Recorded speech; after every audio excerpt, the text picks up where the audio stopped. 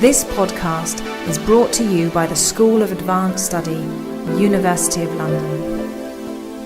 All of our podcasts are available from our website, www.sas.ac.uk.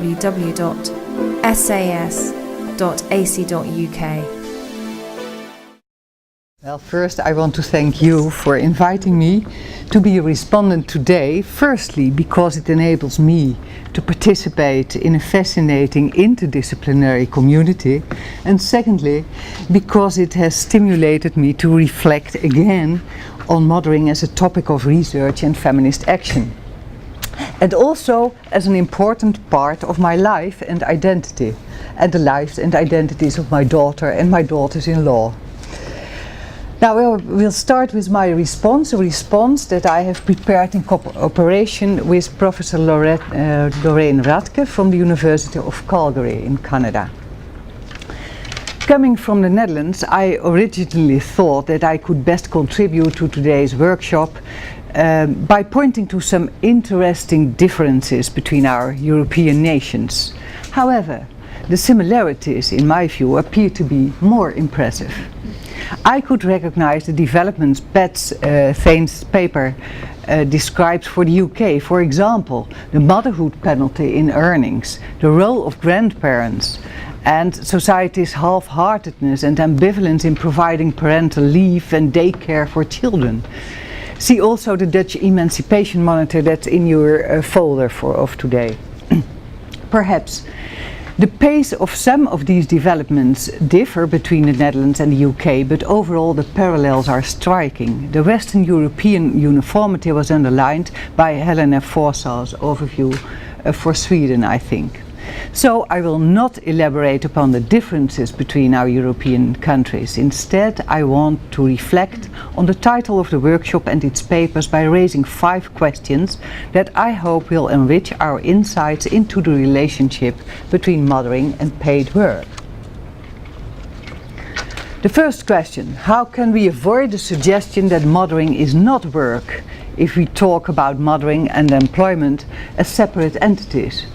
Of course, this issue was raised before by the early women's movement, but it's still a current concern. In the same vein, we may reflect on the tasks that mothering encompasses. Are they mainly caring and housekeeping? What about education, disciplining and conflict management? And if I return to our Daughtering and Mothering project, what about the power that mothers exercise? A third question: who wants to reconcile mothering and employment, and why? Several answers are possible here. Many were identified in the papers, but some I have added. The European Union, being confronted with an aging population and falling fertility. National governments and employers, if they are short of personnel because of a war or an economic boom, as Pat explained in her paper. NGOs advocating gender equality, and couples that need money or have an egalitarian ideal of dividing tasks, as Sonia has discussed. Individual women who want their own income or economic independence, like the social context with colleagues and customers, long for self-actualization and status, but also want children. And in Pat's historic overview, these mothers were predominantly middle or higher class and or lone mothers. Feminists, another possibility, who want to show that women are as good as or even better than men. And you may still think of others. My fourth question is: what is the meaning of combining mothering and employment? Pat's account makes clear that its meaning varies with educational level and class, and that it's not a path of liberation for every woman, but may mean a double burden. In fact, it frequently entails working class, au pairs and migrant women taking over the burdens of mothering from the employed higher class women. Paradoxically, the women who frequently are most dedicated to an intensive mothering ideal. A recent study, published as the book Making Modern Mothers, concluded from interviews, and I quote here, it's also on your handout, Middle-class women with careers had a great deal to say about combining work and motherhood, experiencing the two as competing projects that need to be balanced, I add. Working-class mothers were more likely to understand motherhood and paid work as complementary projects and consequently had less elaborate accounts. In other words, we must reckon with various normativities and discourses regarding the meaning of mothering and employment. Then, I would like to add another variation in meaning that corresponds with the life course approach in Sonia's presentation, namely the natural aging or development of the children. So, mothering reaches from pregnancy, infant care and breastfeeding to preschool and school age, and later on to the adolescents and children leaving or having left home. I have had it all, myself. And every season has its own meanings, I can tell you, tasks and struggles. It's also important to acknowledge the personal preference of women, not only mothers.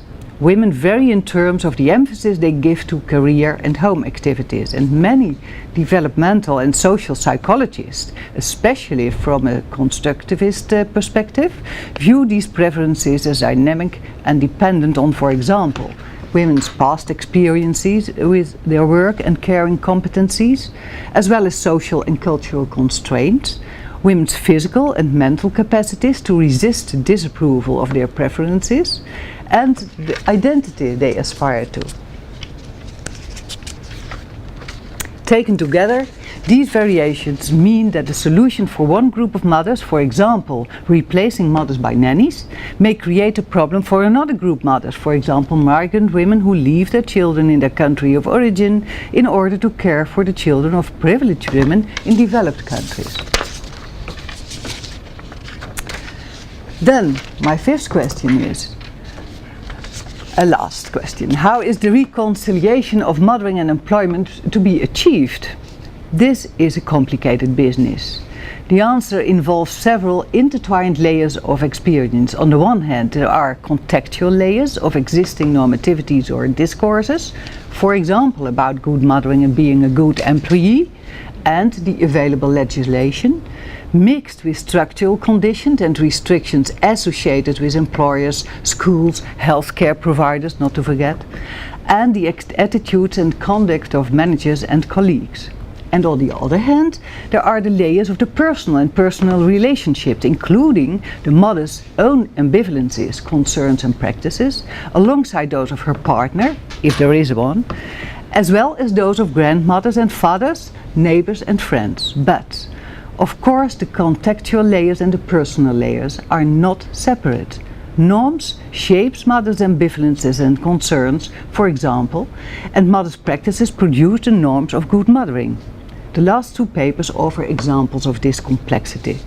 Sonia Bertolini's written paper, or also the paper you read, describes how couples have beliefs about what's best for the child and the qualities of a good mother, the qualities of a good father, formed even before the child is born, and then they try to reconcile these with their decisions about the division of childcare tasks. The evidence shifts, especially from egalitarian towards neo-traditional arrangements, are most interesting. It reminds me of two earlier Dutch studies of the negotiations between mothers and their partners and between mothers and their families. Clearly, this suggests that as a mother one has to be prepared for negotiations and sometimes outright conflict about mothering practices and employment on every level, from the most personal to the most public and formal. But at the same time, I want to dissociate myself from a negative view on the interface of mothering and work, because after all, in many cases, the combination works out beneficially. More life satisfaction and enrichment and less distress. Elena's analysis offers insight into Ingefrid's balancing acts and the gendered context of her work with the danger of rape, as I have read it. What intrigued me most, in addition to your analysis of the narrative technique in Ekman's book, was Helena's interpretation of the mother as a nomadic subject. It may be worthwhile to elaborate on that if not in the context of mothering at work, then in a later workshop. Braidotti defines a nomadic subject, and it's in your handout again, a subject in process, never finally fixed, but existing in different levels of power and desire, constantly shifting between willful choice and unconscious drives. And to paraphrase Braidotti, nomadic subjectivity is rooted in change.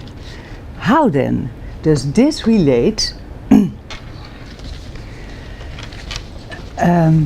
to Ingrid experiences, and what type of woman does Ingrid represent? More specifically, what can we learn from Ekman's text about effectuating changes and creating opportunities for women who are struggling to combine mothering with employment activities as part of the endless process of producing a satisfying maternal subjectivity? In other words, will the issues in mothering and employment really be different ahead in the future issues from the last decade? Well, thank you. Too many questions.